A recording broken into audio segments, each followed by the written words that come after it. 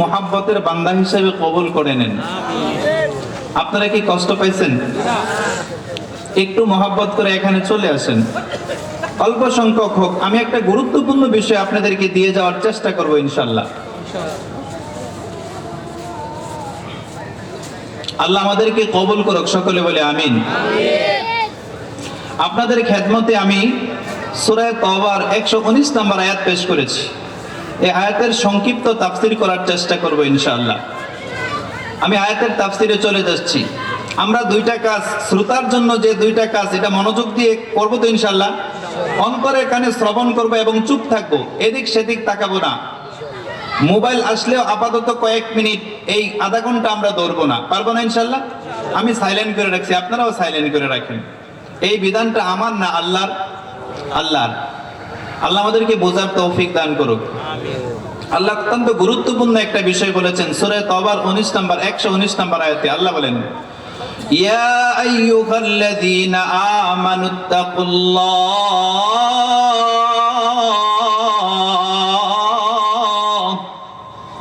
ওয়া কুনু মা'আস সাদিকিন।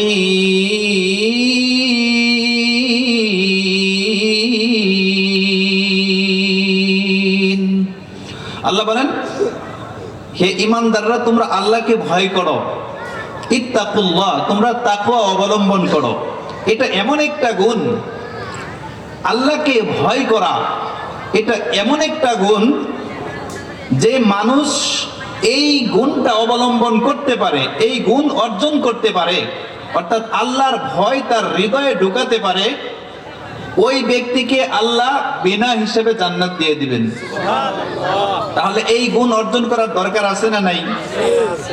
এই গুণ, এটা যদি কোনো ব্যক্তির মধ্যে অর্জন হয়, ওই ব্যক্তি সমাজের যে পর্যায়ের মানুষই হোক না কেন, ওই ব্যক্তির দ্বারা কোনো অপরাধ হবে না।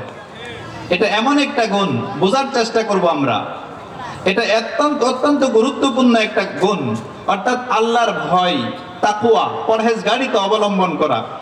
হুজুর আপনি বললেন যে এই গুণ অর্জন হলে ওই ব্যক্তি বিনা হিসেবে জান্নাত পাবে, দলিল কি? দলিল নেন। আল্লাহ কোরআনে বলেন, তিলকাল জান্নাতুল্লাতী নুরিসু মিন ইবাদিনা মান কানা তাকিয়া।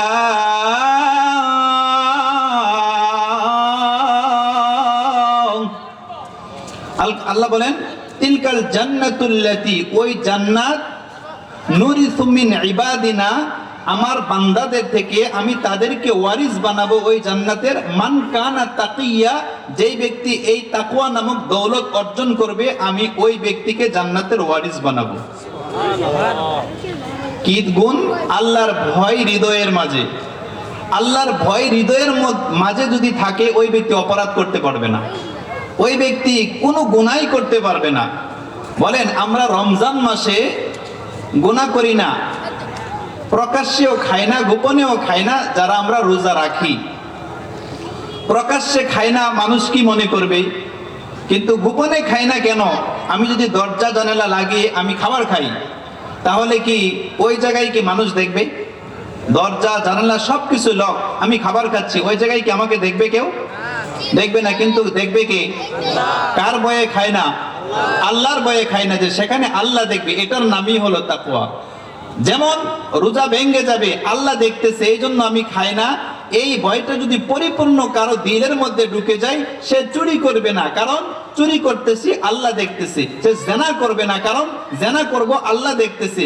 সে দুর্নীতি করবে না, তার কারণ দুর্নীতি করলে আল্লাহ দেখতেছে। ঘুষ খাবে না, কারণ ঘুষ খাইলে আল্লাহ দেখতেছে। নামাজ ছাড়বে না, কারণ নামাজ ছাড়লে আল্লাহ দেখতেছে। পর্দার খেলাফি কাজ করবে না, কারণ পর্দার খেলাফি কাজ করলে আল্লাহ দেখতেছে। অর্থাৎ যত প্রকার পাপ আছে, সমস্ত পাপের মূল ভিত্তিটাই হলো এই তাকওয়া না থাকা। আল্লাহর ভয় যদি হৃদয়ের মধ্যে থাকে, ওই ব্যক্তি একজন সাধারণ থেকে একেবারে সমাজের, রাষ্ট্রের সর্বোচ্চ প্রকারেও যদি থাকে, হৃদয়ে যদি আল্লাহর ভয় থাকে, তা ওই ব্যক্তির দ্বারা কখনো গুনাহ হবে না। এই জন্য এই গুণটা অনেক দামি। যেই ব্যক্তি তাকওয়া অর্জন করে, ওই ব্যক্তি আল্লাহর কাছে সবচেয়ে দামি মানুষ হয়ে যায়। ওই ব্যক্তি আল্লাহর কাছে কি মানুষ হয়ে যায়? দলিল কোরআন নেন। ইন্না আকরামাকুম ইনদাল্লাহ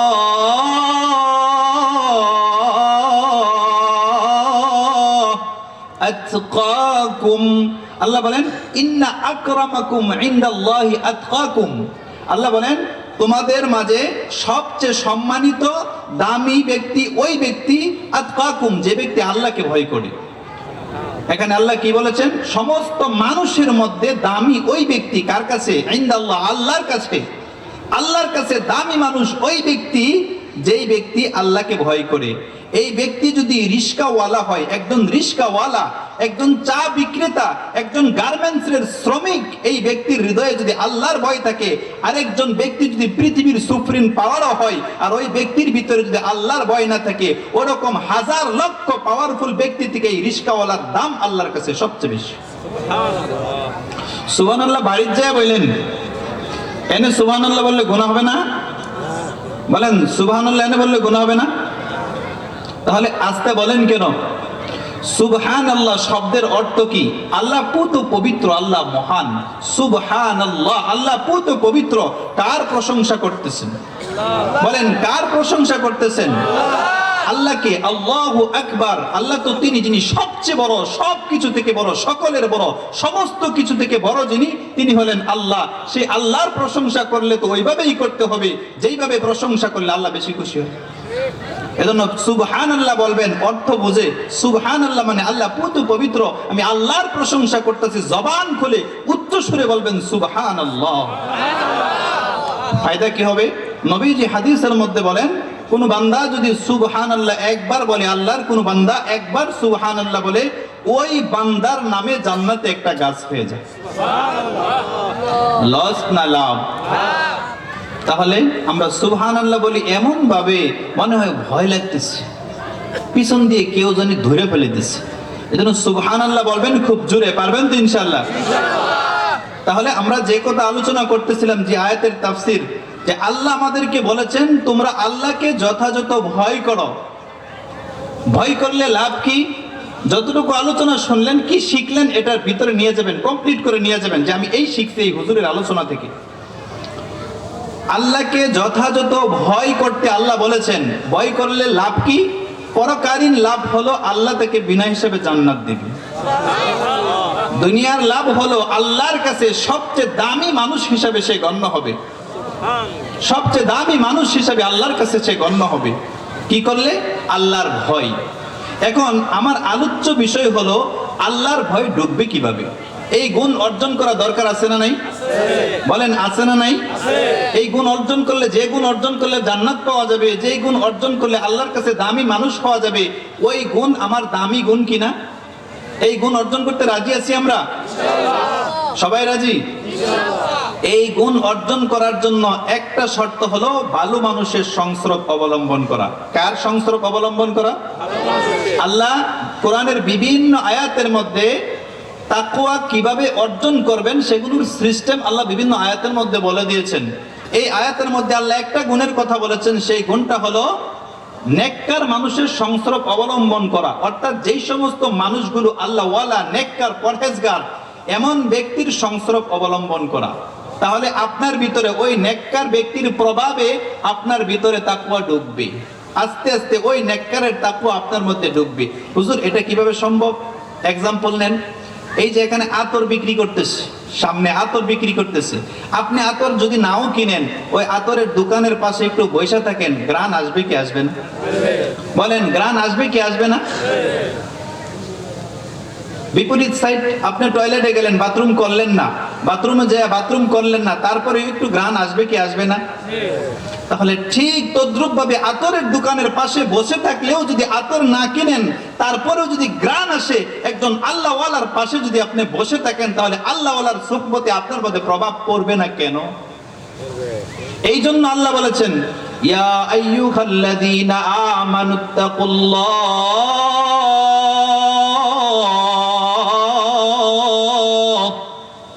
আল্লাহ বলেছেন, হে ঈমানদাররা, তোমরা আল্লাহকে যথাযথ ভয় করো। ওয়াকুনু মা'আস সাদিকিন, নেককার মানুষের সংস্রব অবলম্বন করো। নেককার মানুষের সংস্রব অবলম্বন করো। যদি নেককার মানুষের সংস্রব অবলম্বন না করেন, তাহলে ক্ষতি কি?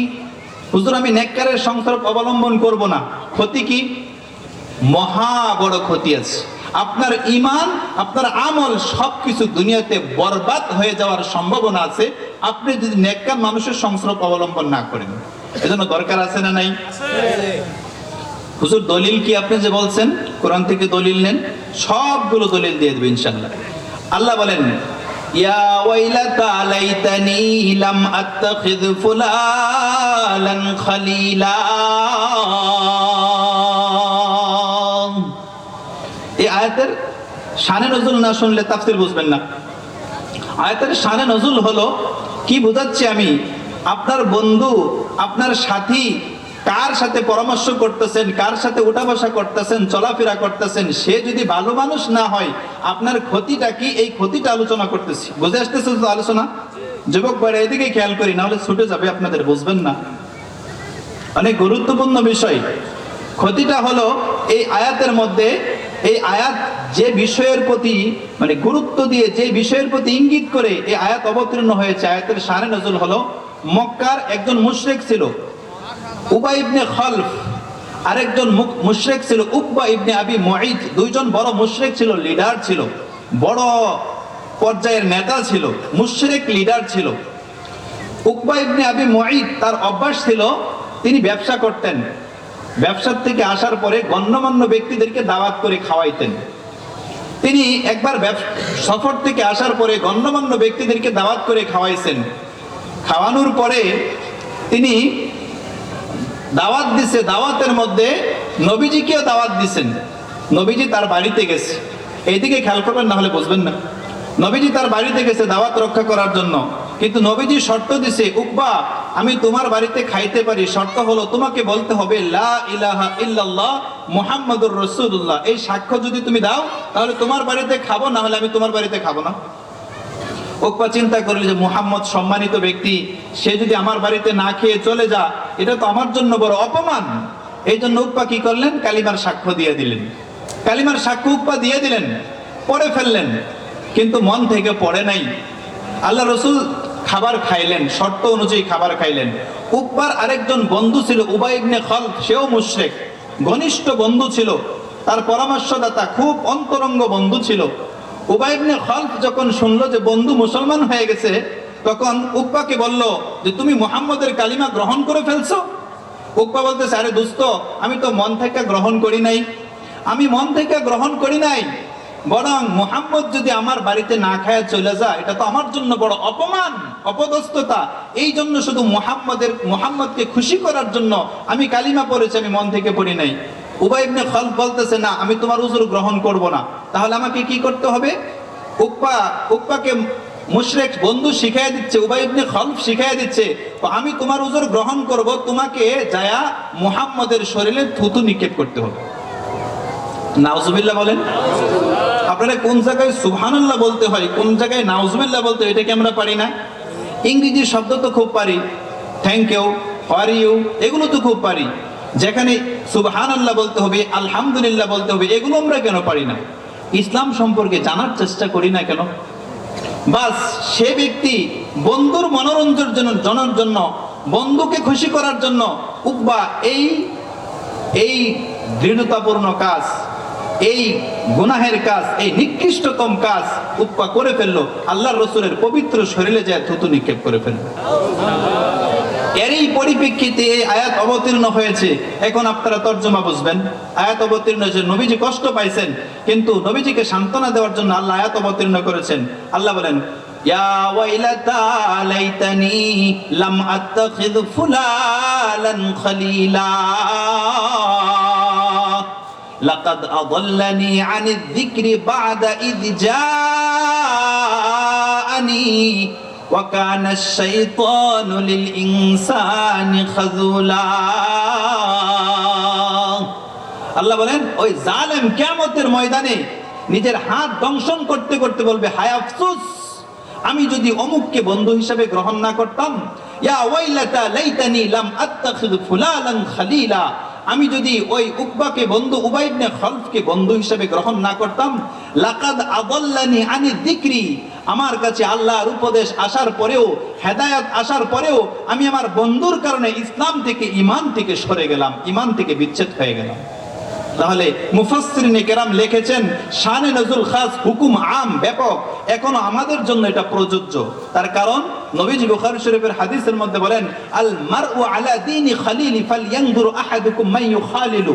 আল্লাহর রাসূল বলেন যে বন্ধুর অনুগামী হয়, বন্ধুর অনুসরণ করে। এই জন্য বন্ধু গ্রহণ করার পূর্বে সে যেন চিন্তা করে কেমন বন্ধু সে গ্রহণ করতেছে। এই জন্য আমরা কার সাথে উঠা বসা করব, কেমন মানুষের সাথে চলবো, এটা যেন আমি আগেই ঠিক করি।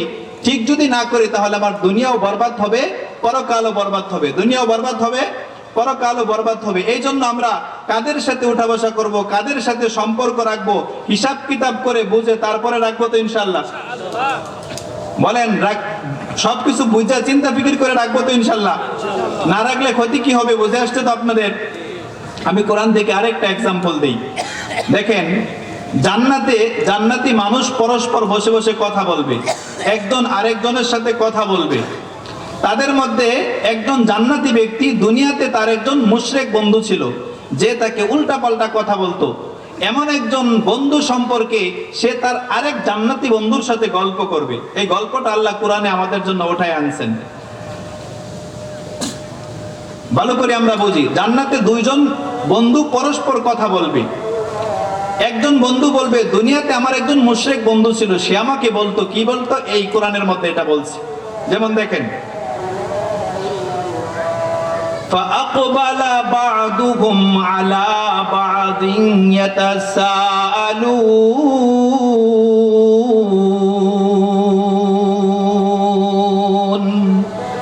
فَأَقْبَلَ بَعْضُهُمْ عَلَى بَعْضٍ يَتَسَاءَلُونَ। তারা পরস্পর কথা বলবে, একজন আরেকজনের সামনে কথা বলবে। দুই বন্ধু জান্নাতে, তাদের একজন বলবে, কি বলবে, قَالَ قَائِلٌ مِّنْهُمْ إِنِّي كَانَ لِي قَرِينٌ।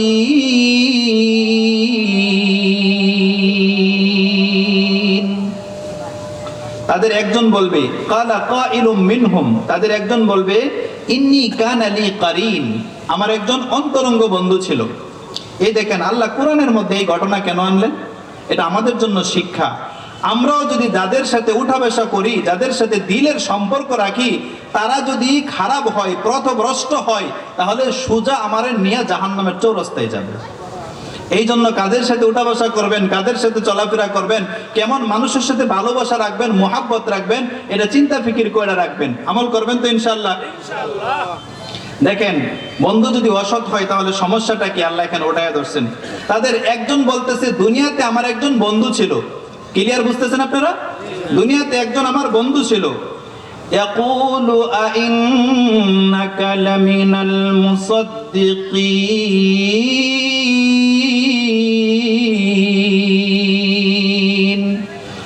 আইযা মিতনা ওয়া কুন্না তুরাবান ওয়া ইযামা আইন্না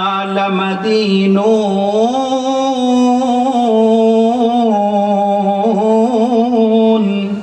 দেখেন, আমার ওই বন্ধু বলতো, ইয়াকুলু আইন্নাকা লামিনাল মুসাদ্দিকিন, এই দোস্ত তুমি কি ওইটা বিশ্বাস করো? আইযা মিতনা ওয়া কুন্না তুরাবা, যখন আমরা মরে যাব, আমরা মাটি হয়ে যাব, আমাদের হাড্ডিগুলো মাটির সাথে মিশে যাবে, আইন্না লামাদিনুন, তখন আমাদেরকে আবার পুনরুত্থান করা হবে, আমাদের হিসাব কিতাব হবে, তুমি কি এই কথা বিশ্বাস করো? আপনারা বুঝতেছেন তো কে বলতো? এই জান্নাতি ব্যক্তি বলবে, দুনিয়াতে আমার একজন বন্ধু ছিল মুশরিক, পাপিষ্ট, সে আমাকে এরকম বলতো। দেখেন, আল্লাহ এটা কোরআনে আমাদের জন্য শিক্ষার জন্য আল্লাহ নিয়ে আসছেন। আমাকে বলতো, তুমি এটা বিশ্বাস করো, মানুষ মরে যাবে, আবার জীবিত করা হবে, আবার হাসরে হিসাব নিকাশ হবে, দোস্ত তুমি কি এটা বিশ্বাস করো? দেখেন, সিস্টেম একটু পরিবর্তন। এখন আমাদেরকে বলা হয়, আমরা অনেকে বন্ধু আমাদেরকে বলে, আরে হুজুরদের সব কথা বিশ্বাস করুন যাইব নাকি? সব কথা কি বাস্তব নাকি? মনে রাখবেন, কোরআন সুন্নাহর মধ্যে, আল্লাহর কোরআনের মধ্যে, রাসূলের হাদিসের মধ্যে যেই কথা আছে, ওই কথা সমস্ত পৃথিবীর সমস্ত মানুষের মুখালেফ হোক, ওই কথা 100% সত্যতে কোনো সন্দেহ নেই। এই জন্য ঈমান ধ্বংস যাতে না হয়ে যা, এই জন্য আপনার ঈমান হেফাজতের জন্য একজন আল্লাহওয়ালা নেককার মানুষের অনুসরণ করবেন, নেককার মানুষকে সময় দেওয়ার চেষ্টা করবেন। পারবেন তো ইনশাআল্লাহ?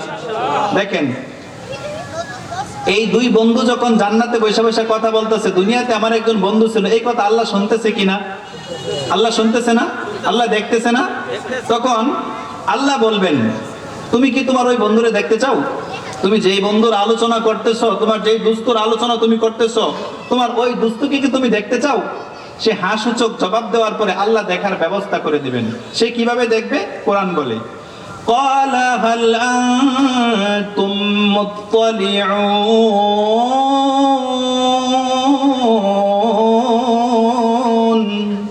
قال هل أنتم مطلعون তুমি কি তোমার ওই বন্ধুকে দেখতে চাও? আল্লাহ বলবেন, তুমি কি তোমার ওই বন্ধুকে দেখতে চাও? আল্লাহ প্রশ্ন করবেন, তখন সে হাসূচক জবাব দেবে, আল্লাহ দেখার ব্যবস্থা করে দিবে। সে কিভাবে দেখবে? আল্লাহ বলেন, فَاطَّلَعَ فَرَآهُ فِي سَوَاءِ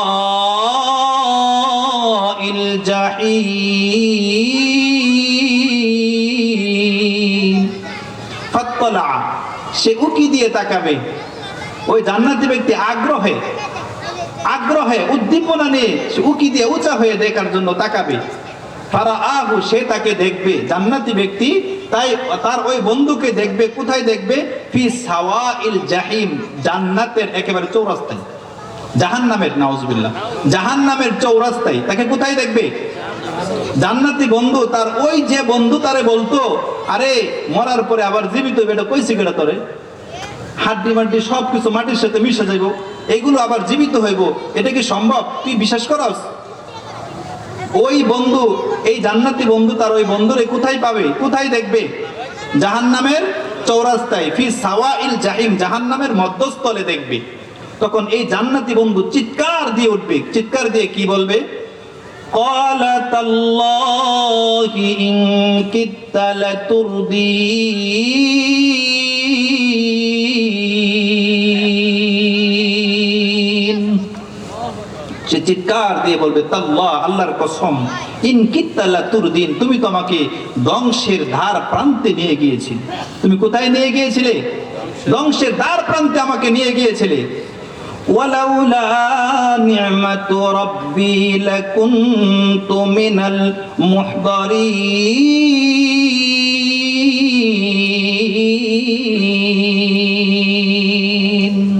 ওয়ালাউলা নি'মাতু রাব্বি, যদি আমার রব আমাকে অনুগ্রহ না করতেন, আমার রব যদি আমার প্রতি দয়া না করতেন, তুমি যেরকম গ্রেফতার হইছো, জাহান্নামে গেছো, জাহান্নামের চৌরাস্তায় গেছো, আমিও তোমার সাথে জাহান্নামের চৌরাস্তায় যাওয়া লাগতো। কথা ঠিক কিনা? বলেন, কথা ঠিক কিনা? এই যে এই ওয়াকিয়া থেকে আমরা কি শিখলাম? যে আমরা যার সাথে চলি, যার সাথে পরামর্শ নেই, যার সাথে দিলের ভালোবাসা রাখি, ওই ব্যক্তি যদি ভালো না হয়, তাহলে ওই ব্যক্তি যেখানে যাবে আমাকেও সেখানে নিয়ে যাবে। দুনিয়াতে যেমন ওই ব্যক্তির কারণে ক্ষতিগ্রস্ত হয়, বলেন একজন ব্যক্তি মার্ডার করছে, আরেকজন ব্যক্তি নিরপরাধ, কিন্তু যিনি মার্ডার করছে তার সাথে সে যদি চলাফেরা করে, পুলিশ তারেও ধরে কি ধরে না? সে তো অপরাধ করে নাই, কেন? ওই 5 মিনিট আছে, 5 মিনিট আছে না, 5 মিনিট আছে না, 5 মিনিট শেষ করে দিচ্ছি। তাহলে আমরা কি শিখলাম? যে দুনিয়াতে যাদের সাথে আমরা উঠাফেরা চলাফেরা করব, তারা ভালো মানুষ হতে হবে। এখন 5 মিনিট সময় আছে, 5 মিনিট আমি শেষ করে দেব। ভালো মানুষ আমরা চিনবো কিভাবে? ভালো মানুষ আমরা চিনবো কিভাবে? ভালো মানুষ চেনার 3টা গুণ আছে। কয়টা গুণ আছে? 3টা গুণ মনে রাখবো তো আমরা ইনশাআল্লাহ। ভালো মানুষ চেনার গুণ কয়টা? 3টা। কে বলেছেন? নবীজি বলেছেন। কে বলেছেন? আলা উখবিরুকুম বিখাইরি জুলাসাইকুম মান যাক্কারাকুম বিল্লাহি রুয়াতাহু ওয়া যাদা ফি ইলমিকুম মানতিকুহু ওয়া যাক্কারতুম বিল আখিরাতি আমালুহু। আল্লাহ রাসূল বলেন, তোমাদের মজলিসী বন্ধুর মধ্যে সবচেয়ে উত্তম বন্ধুকে আমি কি তোমাদেরকে বলে দেব? মান যাক্কারাকুম বিল্লাহি রুয়াতাহু, 1 নাম্বার বন্ধু হওয়ার সবচেয়ে উপযোগী ওই ব্যক্তি সবচেয়ে উপযোগী। মান যাক্কারাকুম বিল্লাহি রুয়াতাহু, যার চেহারা দেখলে আল্লাহর কথা মনে পড়ে। যার চেহারা দেখলে কার কথা মনে পড়ে? আল্লাহ। আমি সংক্ষিপ্তভাবে বলে দিচ্ছি, সময় কম একবারে। যার চেহারা দেখলে কার কথা মনে পড়ে? আল্লাহ। মান যাক্কারাকুম বিল্লাহি রুয়াতাহু, যার চেহারা দেখলে কার কথা মনে পড়ে? আল্লাহর কথা মনে পড়ে। আল্লাহর কথা মনে পড়ে। ওয়াজাদা ফি ইলমিকুম মানতিকুহু, 2 নাম্বার, যার সাথে কথা বললে জ্ঞান বাড়ে। যার সাথে কথা বললে কি বাড়ে? ওয়াজাদা ফি ইলমিকুম মানতিকুহু, যার সাথে কথা বললে কি বাড়ে? জ্ঞান বাড়ে। এটা বন্ধু হওয়ার উপর আপনারা চিনে দিবেন কার সাথে কথা বললে জ্ঞান বাড়ে। ওয়াযাক্কারতুম ফিল আখিরাতি আমালুহু, এবং যার কাজ দেখলে পরকালের কথা মনে পড়ে। 3 নাম্বার গুণ কি? যার কাজ দেখলে পরকালের কথা মনে পড়ে। তাহলে 1 নাম্বার, আমি ওই ব্যক্তির সাথে বন্ধুত্ব করব যার চেহারার দিকে তাকাইলে আল্লাহর কথা মনে পড়ে। বলেন, যার চেহারার দিকে তাকাইলে কার কথা মনে পড়ে? আল্লাহর দিকে। ওই ব্যক্তি দেখে আমি বন্ধুত্ব করব যার সাথে কথা বললে আমার কিছু শিখা যায়, আমার জ্ঞান বাড়ে। ওই ব্যক্তির সাথে 3 নাম্বার, আমি বন্ধুত্ব করব যার কাজ দেখলে কোন কথা মনে পড়ে? পরকালের কথা মনে পড়ে। মনে থাকবো তো ইনশাআল্লাহ? তাহলে আমরা আজকে আলোচনা থেকে কি শিখলাম? যে সবচেয়ে আল্লাহর কাছে দামি বিষয় হলো তাকওয়া নামক দৌলত অর্জন করা। এটা অর্জন করার একটা পদ্ধতি হলো ভালো মানুষের সংস্রব অবলম্বন করা। ভালো মানুষের সাথে সংস্রব অবলম্বন করে লাভ কি ক্ষতি কি এটা আমরা বোঝানোর চেষ্টা করছি। ভালো মানুষ আমরা চিনবো কিভাবে? যার মধ্যে 3টা গুণ থাকবে। কয়টা গুণ থাকবে? 3টা গুণ থাকবে। 1 নাম্বার, কি গুণের কথা বলছি? যার চেহারা দেখলে আল্লাহর কথা মনে পড়ে। মনে করে শিখে যাবেন, যার চেহারা দেখলে কার কথা মনে পড়ে? আল্লাহর কথা। 2 নাম্বার, যার সাথে কথা বললে জ্ঞান বাড়ে। 3 নাম্বার, যার কাজ দেখলে, কর্ম দেখলে পরকালের কথা মনে পড়ে। আল্লাহ আমাদের সকলকে এই 3 গুণ দেখে বন্ধুত্ব গ্রহণ করার তৌফিক দান করুক। সকলে বলে আমিন। দুনিয়াতে এমন মানুষের সাথে উঠা বসা করার তৌফিক দান করুক। সকলে বলে আমিন। ওয়া আখিরু দাওয়ানা আলহামদুলিল্লাহি রাব্বিল আলামিন ওয়া মা আলাইনা ইল্লাল বালাগ।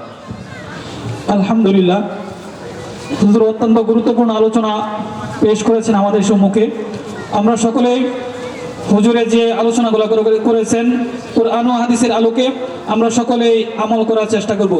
সম্মানিত হাজিরিন, এখনই এশারে জামাত হবে। আমরা যারা ওযু করি নাই দ্রুত ওযু করে চলে আসি, এখনই জামাত শুরু হবে। এখানেই জামাত পড়া হবে, এশারে নামাজ এখানেই পড়া হবে।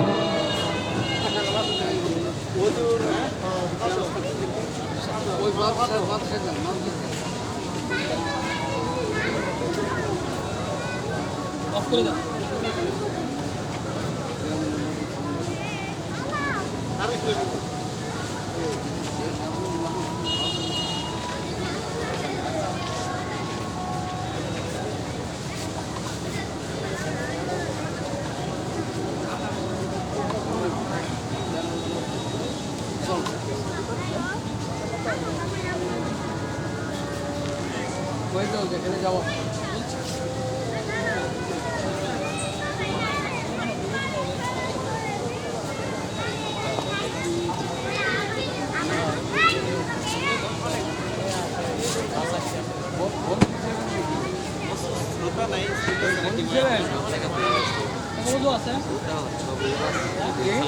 আমার মসজিদে বয়ান করা আমার মিনিমাম এক ভাই অসুবিধা হয় দ্বিতীয় মিস্ত্রি বন্ধুরা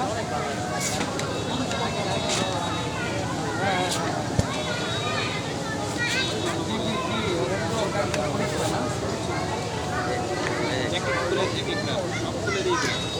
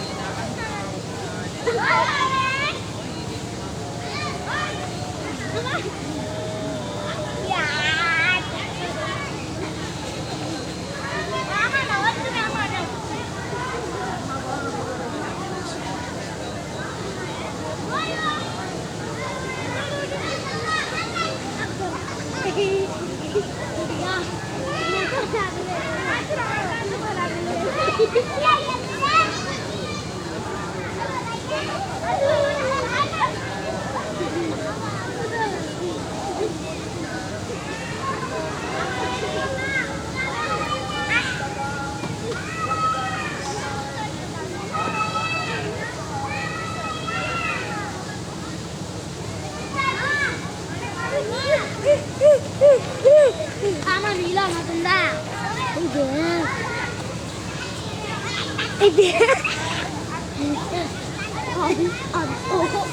আমার নিয়াও না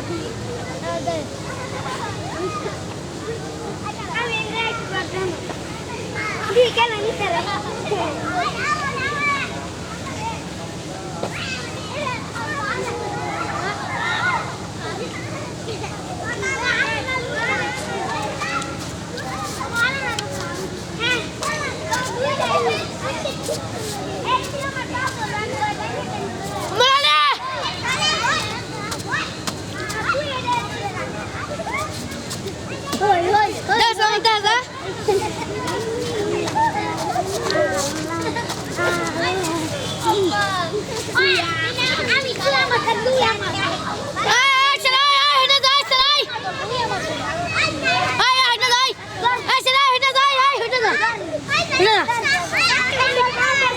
না না এটা খালো সজল না খালো তো তিনটা মিলে খালো এই না তুই না হ্যাঁ উঠে না না তিনটা খালো তো তিনটা খালো এই তুই খালো এই সব দিয়ে না খালো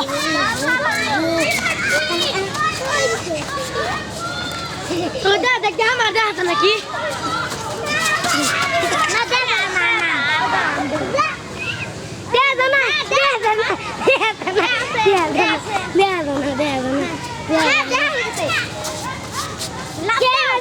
লাভ দিলে দেখা দেখ তো আমার এই তো উপরে দেখা যায় এই দেখ তো আমার দেখা যায় এই দেখ এই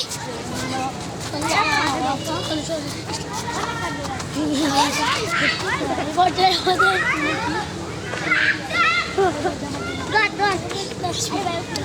আমার ধরে খা এই এটা আমি ধরবো আমি টানো হইছে টানো তুমি আমার কাটা ওই ওই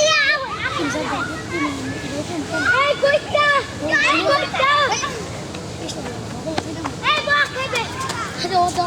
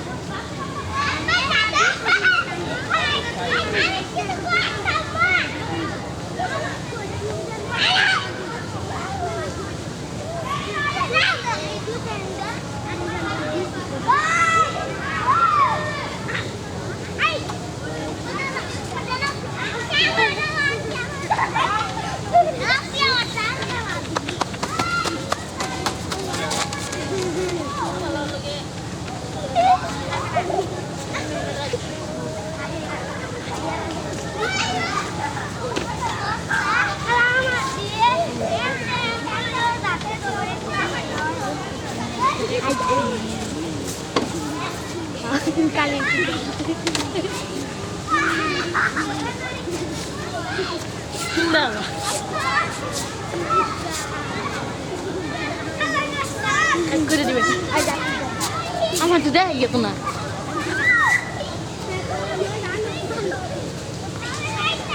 এই যে ক্যামেরা হইছে না হ্যাঁ এই যে হ্যাঁ আমি দেখ দাদা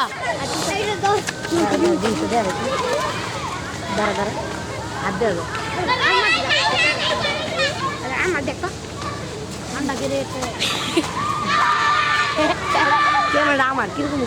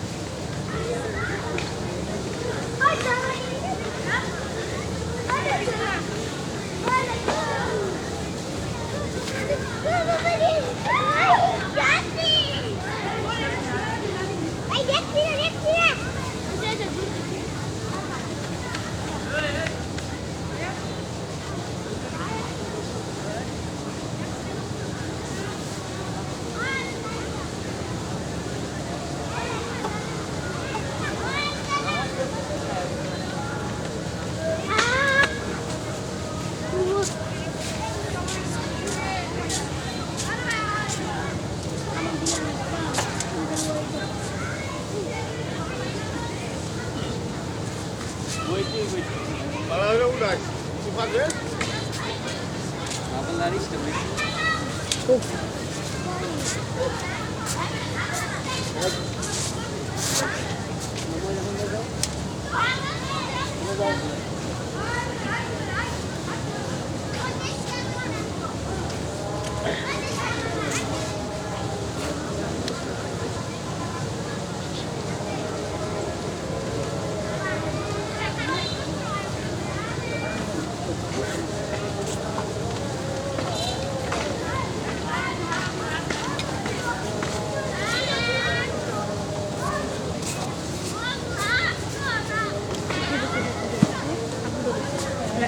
ăn này được mấy ăn này bố tôi xin máy bố này bé không ba là thằng đủ বড় জায়গা বড় কি পাচ্ছে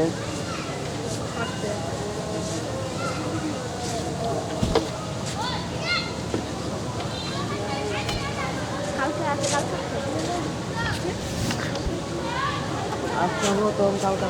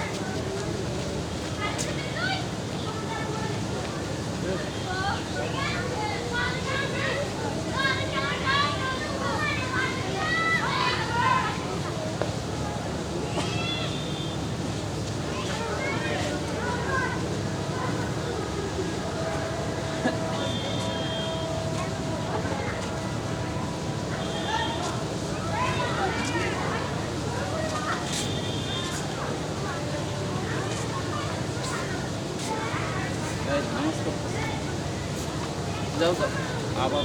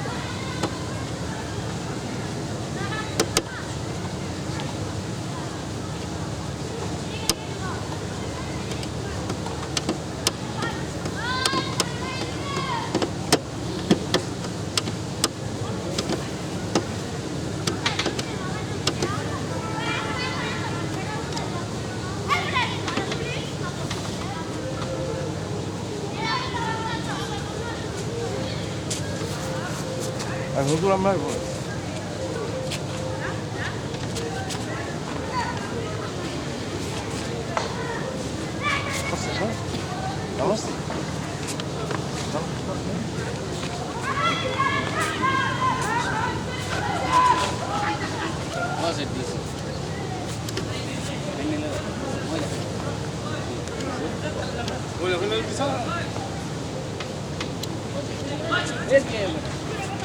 সব দৌড়াদৌড়ি করে এদিকে আসো সবাই আসো আমগর মাদ্রাসা ছাত্রগুলি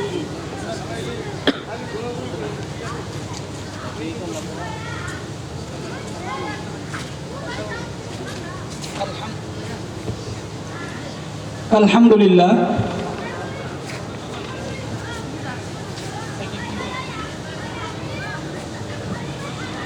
আলহামদুলিল্লাহ আল্লাহ তাআলা দরবারে লাখ কোটি শুকর যে মহান রব্বুল আলামিন আমাদেরকে এশারে জামাত আদায় করার তৌফিক দান করেছেন। এই জন্য রব্বে কারিমের দরবারে শুকরিয়া আদায় করি আলহামদুলিল্লাহ। সম্মানিত হাজিরিন, এখন থেকে আজকে আমাদের ওয়াজ ও দোয়া মাহফিলের মূল পর্ব শুরু হতে যাচ্ছে। এখন থেকেই কুরআন ও হাদিসের আলোকে গুরুত্বপূর্ণ বয়ান পেশ করবেন। এই জন্য আমরা এখনো যারা দোকানপাটে ঘোরাফেরা করতেছি, মাহফিলের পক্ষ থেকে সকলকে বলবো আপনারা সকলেই স্টেজের কাছে চলে আসেন। এখন থেকেই ধারাবাহিকভাবে কুরআন ও হাদিসের আলোকে দেশের শীর্ষস্থানীয় উলামায়ে কেরামগণ বয়ান পেশ করবেন। যে বয়ান শুনে, কুরআন ও হাদিসের কথা শুনে আপনারা আখিরাতের পথে অর্জন করবেন। দীর্ঘ একটি মাস মেহনত করার পরে আপনাদেরকে কুরআনের মাহফিল আমরা উপহার দিতে পেরেছি। এজন্য আমরা আপনাদের কাছে বিনীতভাবে অনুরোধ করব, এই মাহফিল সাফল্য করার লক্ষ্যে আমরা সকলেই স্টেজের কাছে চলে আসি।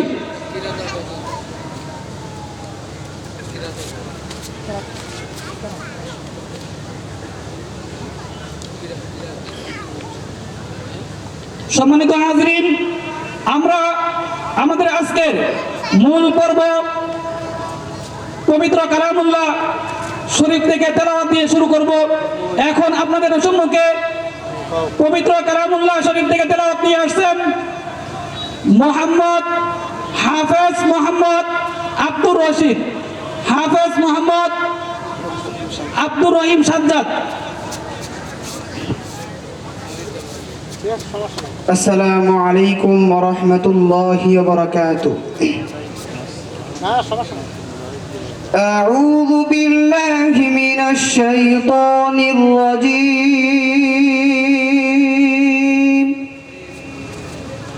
বিসমিল্লাহির রহমানির রহিম وقد مكر الذين من قبلهم فلله المكر جميعا يعلم ما تكسب كل نفس وسيعلم الكفار لمن عقبى الدار ويقول الذين كفروا لست مرسلا قل كفى بالله شهيدا بيني وبينكم ومن عنده علم الكتاب صدق الله العلي العظيم السلام عليكم ورحمة الله وبركاته মাশাআল্লাহ, অত্যন্ত সুন্দর সুরিত কণ্ঠে আমাদেরকে ঐশী বাণী পবিত্র কালামুল্লাহ শরীফ থেকে তেলাওয়াত করে শুনিয়েছেন। আল্লাহ পাক রব্বুল আলামিন যেন তাকে যুগ শ্রেষ্ঠ আলেমী হিসাবে কবুল করে নেন। এ পর্যায়ে আপনাদের সম্মুখে একটি ইসলামী সঙ্গীত পরিবেশন করে শোনাবেন। এ পর্যায়ে আপনাদের সম্মুখে একটি ইসলামী সঙ্গীত পরিবেশন করে শোনাবেন মোহাম্মদ আরিফুল ইসলাম। মোহাম্মদ আরিফুল ইসলাম।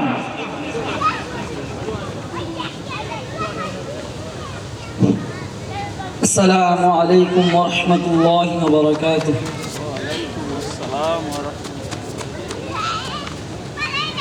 বিদায় বেলায় মোরে দিও গো দেখা, হে প্রিয় রাসূল।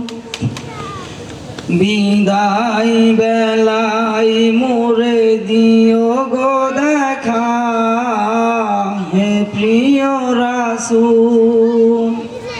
তব দিদারে হব ধন্য তখন আমি, শূন্য দেহ যখন লুটাবে দুলাই। বিদায় বেলায়, বিদায় বেলায় মোরে দিও গো দেখা, হে প্রিয় রাসূল।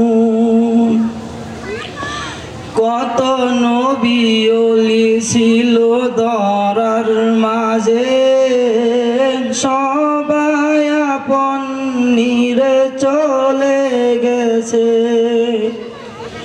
কত নবী ওলি ছিল ধরার মাঝে, সবাই আপন নিরে চলে গেছে।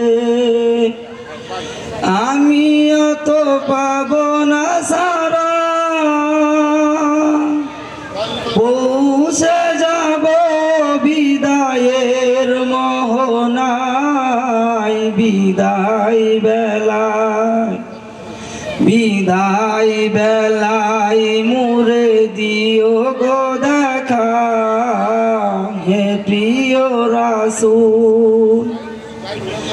ছিল কত আদরের মা বাবা আমার, কেমন আছেন তারা কবর মাজার। ছিল কত আদরের মা বাবা আমার, কেমন আছেন তারা কবর মাজার। সে খবর আজ অজানা, পৌঁছে যাব বিদায়ের মোহনায়।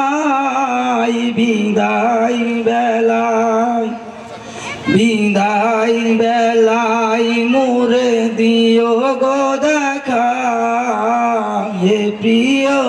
রাসূল বিদায় বেলায় মোরে দিও গো দেখা হে প্রিয় রাসূল কত বন্ধু স্বজন ছিল জমিদারি অপরূপা বধূ যাবে সবাই সারি কত বন্ধু স্বজন ছিল জমিদারি অপরূপা বধূ যাবে সবাই সারি মুরে গহীন কবরে ফেলে হায় সেই মহা মুসিবতে ভুলো না আমায় বিদায় বেলায় মোরে দিও গো দেখা হে প্রিয় রাসূল বিদায় বেলায় মোরে দিও গো দেখা হে প্রিয় রাসূল বিদায় বেলায় মোরে দিও গো দেখা হে প্রিয় রাসূল আসসালামু আলাইকুম ওয়া রাহমাতুল্লাহি ওয়া বারাকাতুহু আসসালামু আলাইকুম রহমতুল্লাহি ওয়া বারাকাতুহু হাজী আব্দুল মান্নান ইকরা কবি মাদ্রাসার ওয়াজ মাহফিলে এখন গুরুত্বপূর্ণ আলোচনা নিয়ে আসছেন শহীদ তাজউদ্দিন কলেজের প্রিন্সিপাল অধ্যাপক মোজাম্মেল হক ভাই।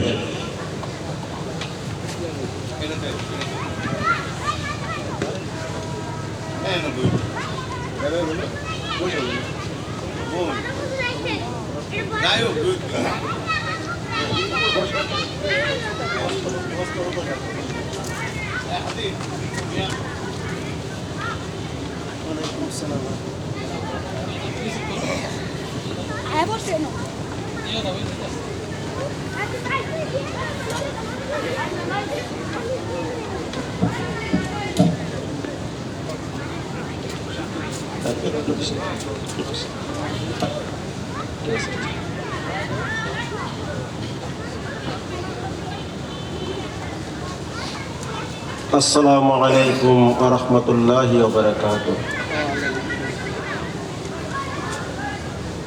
আলহামদুলিল্লাহি রাব্বিল আলামিন والصلاة والسلام على سيد المرسلين وعلى آله وأصحابه أجمعين أعوذ بالله من الشيطان الرجيم بسم الله الرحمن الرحيم طه ما أنزلنا عليك القرآن لتشقى صدق الله العظيم হাজী আব্দুল মান্নান ইকরা কওমি মাদ্রাসা কর্তৃক 2 দিন ব্যাপী তাফসীরুল কোরআন মাহফিলের প্রথম দিন। এই দিনের সম্মানিত সভাপতি জনাব মাহফুজুর রহমান, ব্যবস্থাপনা পরিচালক ব্লুওশেন টেক্সটাইল লিমিটেড, উপস্থিত অতিথিবৃন্দ, ওলামায়ে কেরাম, এলাকা থেকে আগত দিনদার ইমানদার ভাইরা এবং পর্দার আড়ালে আমার শ্রদ্ধেয় মা ও বোনেরা, আল্লাহ পাকের দরবারে প্রথমে লাখো কোটি শুকরিয়া আদায় করছি। রব্বুল ইজ্জত আমাদেরকে সুযোগ করে দিয়েছেন, সুস্থ রেখেছেন শারীরিকভাবে এবং মানসিকভাবে। তার মেহেরবানিতে তাফসিরুল কোরআন মাহফিলে বসার সুযোগ হয়েছে এবং কথা শোনা এবং কথা বলার সুযোগ করে দিয়েছেন, আলহামদুলিল্লাহ। সমস্ত দৌলত ও সালাম পেশ করছি বিশ্ব মানবতার মুক্তির দূত, বিশ্ব মানবতার শ্রেষ্ঠ শিক্ষক, মানব কুলের বন্ধু সাইয়্যিদুল মুরসালিন খাতামুন নবিয়্যিন হযরত মুহাম্মদ মুস্তাফা আহমদ মুস্তাফা সাল্লাল্লাহু আলাইহি ওয়াসাল্লামের প্রতি। সম্মানিত দিনদার ইমানদার মুসল্লিন, এখানে গুরুত্বপূর্ণ তাফসির পেশ করবেন উলামায়ে কেরাম। আমি অল্প একটু সময় আপনাদের সাথে একটু শুধু মত বিনিময় করব। আমি আপনাদের সামনে কালামে পাকের যে আয়াতটি পেশ করলাম, আল্লাহ রাব্বুল ইজ্জত এখানে ঘোষণা করেছেন, তাহা মা আনসালনা আলাইকাল কুরআনা লিতাশকা। হে রাসূল, আমি আপনার কাছে কোরআন এই জন্য অবতীর্ণ করিনি যে তোমরা হতভাগা জাতি হিসাবে পড়ে থাকবে। সম্মানিত মুসল্লিন, কোরআন আসছে মানব জাতির মুক্তির জন্য, মানব জাতির শান্তির জন্য। এখানে এই কথাটাই বলেছেন। এই কথার আলোকে আমরা যদি একটু বিশ্লেষণ করি তাহলে দেখতে পাই বর্তমান বাংলাদেশ সহ সারা বিশ্বের মুসলমানরা হতভাগা জাতিতে আছে, মুসলমানরা আছে দুর্ভাগা হিসাবে, মুসলমানরা আছে মাজলুম জাতি হিসাবে, অর্থাৎ মুসলিম জাতির মধ্যে আমরা শান্তি দেখতে পাইনি। অথচ আল্লাহ রাব্বুল ইজ্জত কোরআন নাজিল করেছেন মানব জাতিকে শান্তি দেওয়ার জন্য। মহানবী সাল্লাল্লাহু আলাইহি ওয়াসাল্লামের কাছে কোরআন নাজিল হয়েছে শান্তি দেওয়ার জন্য। তিনি মাত্র 23 বছরে সে আইয়ামের জাহিলাতের সমাজকে রূপান্তরিত করে, আইয়ামে জাহিলাতের সমাজকে পরিবর্তন করে একটি শান্তির সমাজে রূপান্তরিত করতে সক্ষম হয়েছিলেন। এটা কিসের বিনিময়? একমাত্র কোরআনের বিনিময়। এই কোরআনই গ্যারান্টি দিয়েছে, ফাইম্মা ইয়াতিয়ান্নাকুম মিন্নি হুদা ফামান তাবিয়া হুদায়া ফালা খাউফুন আলাইহিম ওয়ালা হুম ইয়াহজানুন। ফাইম্মা ইয়াতিয়ান্নাকুম মিন্নি হুদা, নিশ্চয় আমার কাছ থেকে আমি হেদায়েত দিব। ফামান তাবিয়া হুদায়া, যারা এই হেদায়েতকে অনুসরণ করবে, যারা এই হেদায়েতকে মানবে, ফালা খাউফুন আলাইহিম ওয়ালা হুম ইয়াহজানুন, তাদের থাকবে না কোনো ভাবনা, থাকবে না কোনো সমস্যা, থাকবে না কোনো সংকট, থাকবে না কোনো কষ্ট। সম্মানিত মুসল্লিন, আল্লাহ রাব্বুল ইজ্জত মানব জাতিকে সৃষ্টি করেই এই সনদ আমাদের আদি পিতা আদম আলাইহিস সালামের মাধ্যমে এই দুনিয়াতে প্রেরণ করেছেন। আমরা সকলে জানি এবং কোরআনও এই কথাই বলেছে, ইন্নী জাইলুন ফিল আরদে খলিফা, নিশ্চয় আমি প্রতিনিধি বা খলিফা এই পৃথিবীতে প্রেরণ করতে চাই। অথচ আমরা কোরআন এবং হাদিসের মাধ্যমে জানি আমাদের আদি পিতা আদম আলাইহিস সালাম এবং আদি মাতা হাওয়া আলাইহিস সালামকে সৃষ্টি করার পর তাদেরকে জান্নাতে রাখা হলো। জান্নাতে কেন রাখা হলো? এই জন্য রাখা হলো, এই দুনিয়াতে আসার পর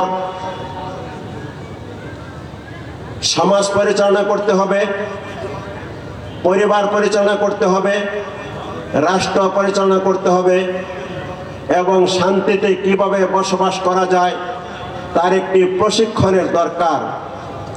তাই আদম আলাইহিস সালামকে জান্নাতে রাখা হলো একটি প্রশিক্ষণ কোর্স কমপ্লিট করার জন্য। সেই প্রশিক্ষণের বিষয়বস্তু ছিল দুটি, একটি ছিল আদেশ আরেকটা ছিল নিষেধ। বলা হলো, তুমি তোমার স্ত্রীকে নিয়ে এই জান্নাতে থাকো, যা ইচ্ছা তাই খাও পান করো, যেখানে ইচ্ছা সেখানে যাও, তবে একটি কাজ করতে পারবে না, সেটা হলো লা তাকরাবা হাযিহি শাজারা ফাতাকুনা মিনাজ জালিমিন। শুধু এই গাছের কাছে তোমরা যাইতে পারবে না অথবা গাছের ফল খাইতে পারবে না। যদি এই কাজটি করো তাহলে তুমি জালেমের অন্তর্ভুক্ত হয়ে যাবে। আল্লাহ রাব্বুল ইজ্জত তাকে এই প্রশিক্ষণটি দেওয়ার জন্য তাকে সেখানে রাখলেন। কিন্তু আদম আলাইহিস সালাম তথা মানব জাতির চির শত্রু শয়তান তাকে সেখানেও ছাড়েনি, আজকে আমাদেরকেও ছাড়েনি। শয়তান তাকে ধোঁকা দিল, তাকে প্ররোচিত করলো, তাকে বুঝাইতে চেষ্টা করলো, তুমি যদি জান্নাতের আরাম আয়েশ পেতে চাও আজীবন, তাহলে তোমাকে সেই গাছের কাছে যেতে হবে। যদি যেতে পারো তো তুমি তাহলে জান্নাতের স্থায়ী বাসিন্দা হয়ে যাবে। সে জান্নাতের আরাম আয়েশ আদম আলাইহিস সালাম দেখে তিনি সেই শয়তানের ধোঁকায় পড়ে গেলেন, যার কারণে তিনি গাছের কাছে চলে গেলেন অথবা গাছের ফল খাইলেন। সাথে সাথে আল্লাহর পক্ষ থেকে নির্দেশ চলে আসলো, হে আদম, তোমাকে আমি জান্নাতের জন্য সৃষ্টি করিনি, তোমাকে সৃষ্টি করছি পৃথিবীর জন্য, তাই তোমাকে পৃথিবীতে যেতে হবে। সেখানে গিয়ে যদি জান্নাতের কাজ করতে পারো, যদি জান্নাতের আমল করতে পারো, তাহলে তুমি এই জান্নাতে আসতে পারবে এবং তোমার সন্তানেরা কিয়ামত পর্যন্ত দুনিয়াতে যারা আসবে তারা যদি জান্নাতের কাজ করে তাহলে তারা পুনরায় জান্নাতে ফিরে আসতে পারবে। সুবহানাল্লাহ। জান্নাতের সংবাদ সেখানে দেওয়া হলো। সাথে সাথে বলে দিল, তোমাকে একা আমি দুনিয়াতে ছেড়ে দিব না, তুমি একা দুনিয়াতে সংসার চালাইতে পারবে না, পরিবার চালাইতে পারবে না, রাষ্ট্র চালাইতে পারবে না। সেই জন্য তোমার কাছে আমি দিয়া দিলাম আমার পক্ষ থেকে একটি সনদ, সংবিধান, আল্লাহর পক্ষ থেকে দেওয়া ওসি বাণী, ফাইম্মা ইয়াতিয়ান্নাকুম মিন্নি হুদা ফামান তাবিয়া হুদায়া ফালা খাউফুন আলাইহিম ওয়ালা হুম ইয়াহজানুন। যদি সেই সংবিধান অনুযায়ী তুমি দুনিয়াতে জীবন যাপন করো, ব্যক্তি জীবনে যদি সেই কোরআনকে মানো, সেই ওহীকে মানো, যদি পারিবারিক জীবনে মানো,